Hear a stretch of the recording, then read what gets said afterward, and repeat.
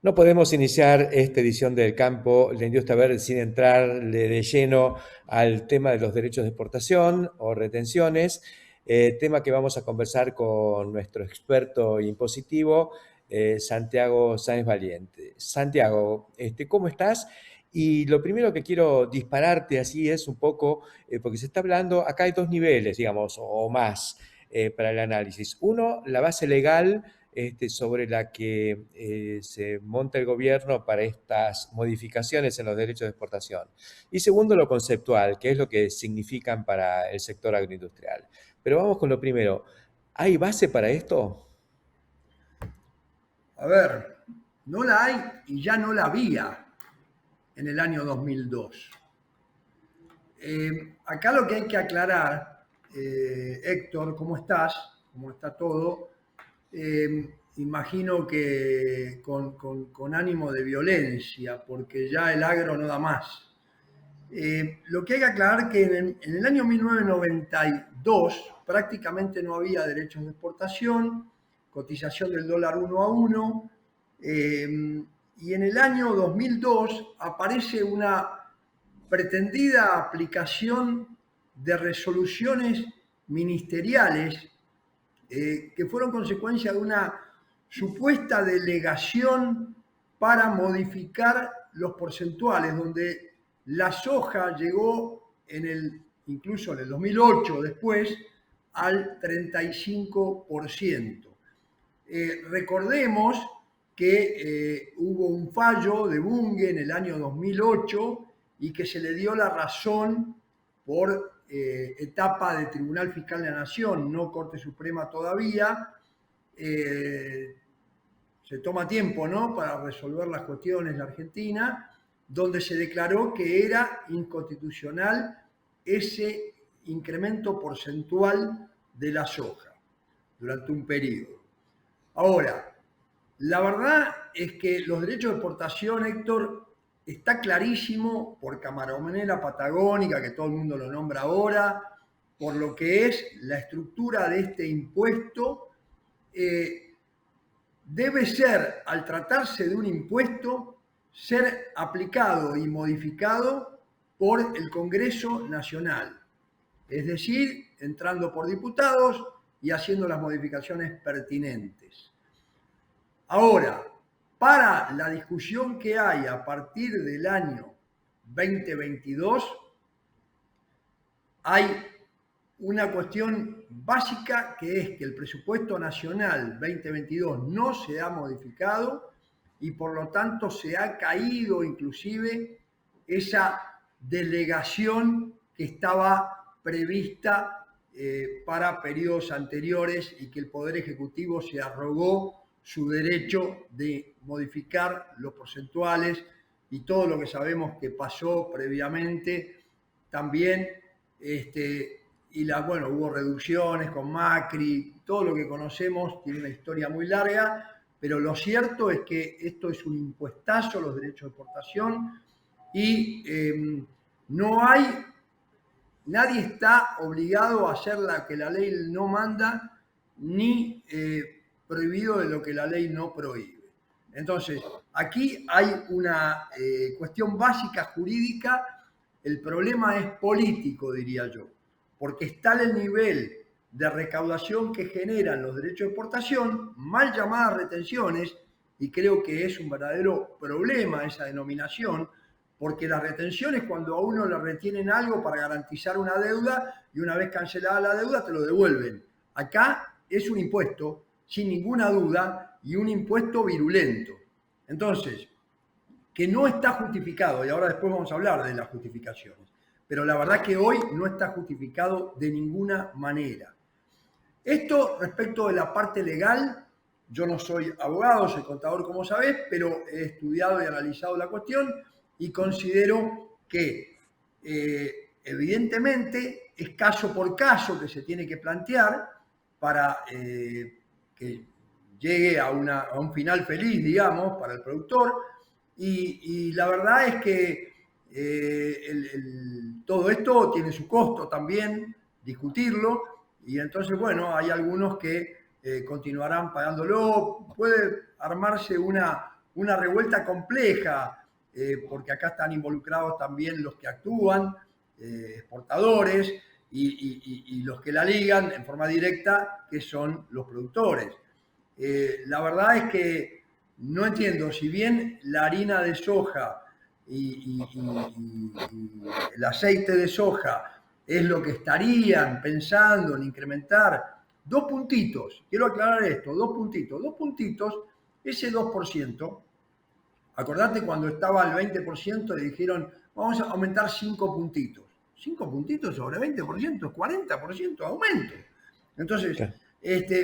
creo que el tema, a ver, está planteado, se va a tener que resolver, digo, a nivel político, porque esto tiene que ver también en el fondo con un tema de recaudación.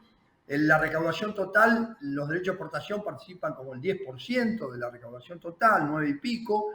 Entonces, estamos en un problema donde lo que hay que reducir son los gastos públicos, los gastos ineficientes, los gastos innecesarios, que en realidad están por las nubes, ¿no? Sí. Todos sabemos que Santiago, tenemos una deuda pública de 350.000 millones de dólares. Se la van a hacer pagar al campo. sí, ese es el gran tema, que acá aparece un sector que ha generado competitividad y que en consecuencia puede exportar y los derechos de exportación son fáciles de recaudar. Vos recién decías, bueno, el exportador verá qué hace. El exportador, si es exportador y quiere seguir siendo, no tiene más remedio que pagar porque no te autorizan la partida No, del no, por barco, te lo supuesto. hunden. Digo, digo a nivel de queja y de protesta, ¿no? Sí, El que la liga es el productor, claramente, y el exportador va a aplicar la normativa.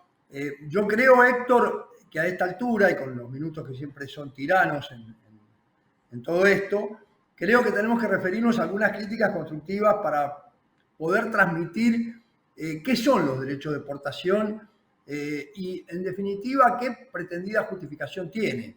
Siempre la misma, ¿no? Desacoplar los precios del mercado interno, porque hay mucha inflación y ahora le agregan por la guerra de Rusia con Ucrania. Realmente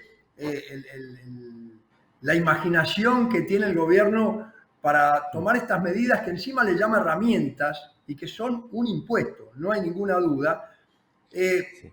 es preocupante. A ver, primero, la brecha que hay es superior al 100% entre el dólar billete real y el dólar oficial que se le paga al productor. De esos 200 pesos que le hubieran correspondido, como le correspondería en cualquier país, en Paraguay, en Uruguay, cualquier productor que no tiene en Brasil derecho de exportación, se le paga a Chicago, listo, no se discute más, el dólar es dólar.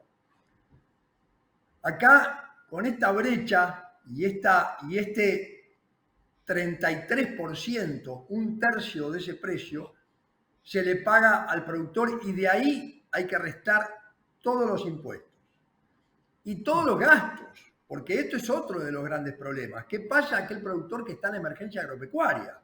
Por sequía, por incendio, por inundación, por todo lo que sabemos.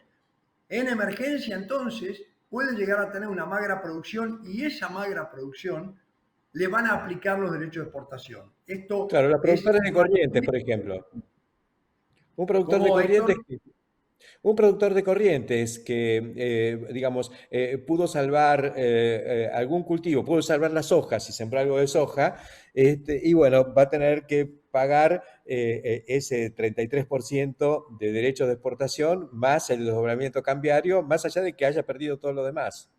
Se le incrementa todo el quebranto, ya tenía pérdidas y Sí, encima, además, los gastos que tiene en relación a la magra producción que ha podido lograr a un determinado precio, digamos, se le pulveriza lo que pueda haber obtenido para, digamos, cancelar las obligaciones que había generado con motivo de la producción. No solo es tétrico y concreto lo de Corrientes, pero bueno, ha habido muchas sequías, también hemos tenido épocas de inundaciones. Realmente es terrible porque no hay capacidad contributiva de ese productor para hacer frente a ese impuesto. La capacidad contributiva tiene que ser una capacidad real y efectiva de poder afrontar el pago de un impuesto. Sa- Entonces, desde ese punto de vista, tremendamente injusto. Santiago, También, también sí, planteabas También planteabas el tema de que el objetivo del gobierno en este caso sería desacoplar, y es lo que quiere, lo que ha dicho y lo que ha trascendido de las reuniones que mantuvo el gabinete con el presidente Fernández, desacoplar los precios internacionales que han subido mucho como consecuencia de la guerra, bla, bla, bla. Pero le meten a productos que no tienen mayor incidencia en la mesa de los argentinos como la harina de soja. Y el Tal aceite ya cual. tiene un circuito, hay un mecanismo por el que se subsidia el precio del aceite en el mercado interno.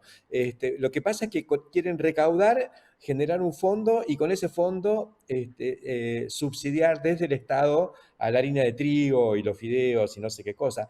Si quieren subsidiar, ¿por qué no buscan recursos de la masa general de recaudación y no del sector específicamente?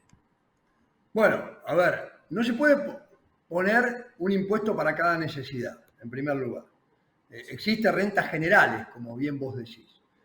Por otro lado, me parece que todos son excusas. Sí, todos son excusas. Acá se trata de incrementar la recaudación, se trata de repartir, se trata de los votos. Creo que hay excusas varias que podemos mencionar, por los cuales, bueno, la inflación, por supuesto, pero yo creo que esto no es claramente la solución y como bien vos decís, es una injusticia absoluta exigir siempre al mismo sector que aporte. A ver, acá hay que barajar y dar de vuelta con toda la estructura tributaria, porque efectivamente está el nivel de presión fiscal que hay en todos los sectores, inclusive, en especial el agro, pero en todos los sectores, que este nivel de presión genera una excusa del otro lado de, bueno, yo no tributo los impuestos que hay que tributar porque para tener todo prolijo es imposible en este país y entonces aparece la evasión, que es un gran diablo que anda por ahí dando vueltas y entonces todo aparece con excusas. Claramente no están justificados los derechos de exportación, no son legales para mí los derechos y me preocupa mucho, insisto, que se le siga llamando retenciones. Creo que hay que hacer una campaña para cambiarle la terminología por impuesto brutal a la producción, violento impuesto a la producción, no sé, el término que se les ocurra. Pero me parece que es un error de inicio que se cometió en su oportunidad. Y bueno, la verdad que yo por suerte no tengo granos, Héctor, pero realmente es preocupante el panorama y esto va a generar un conflicto, más allá de que hoy prometen que a los granos no le van a tocar los porcentajes que están ya por las nubes, porque el Sí. 33% en la soja son porcentuales inaceptables, claramente, ¿no? Y Y tener en creo cuenta que, el incremento sí. que se produce que desde Y el punto creo, de vista porcentual. Santiago, creo que está clarísimo que esto ya está impactando porque hace 10 años o más que la soja se estancó. Llegamos a producir más de 50 millones de toneladas, este año vamos a cosechar menos de 40. Así que pruebas Y al las canto. restricciones a las exportaciones son otra cosa que es un tiro en el pie, ¿no? Es una Sí. cosa inentendible, porque no entran los dólares, hay menos producción, menos inversión. La verdad que es difícil de comprender.